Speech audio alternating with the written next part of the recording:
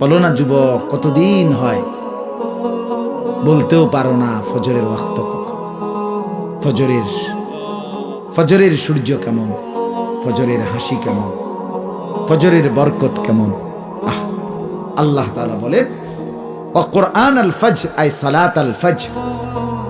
বাকি ফজরের নামাজকে কোরআন বলা হয়, মানে ফজরের নামাজ এটার নামাজও, আর এটার নামাজটাই কোরআন।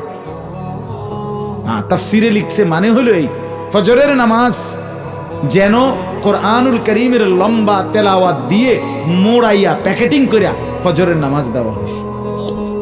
ফজরের নামাজ যেন কোরআন মোড়ানো, কোরআন দ্বারা প্যাকেটিং করা। এই জন্য ফজরের নামাজের তেলাওয়াত কোরআন শরীফ লম্বা হয়, লম্বা হয় না?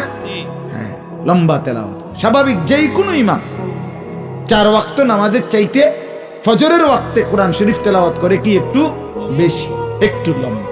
এই জন্য আল্লাহ বলছে কোরআন আল ফজর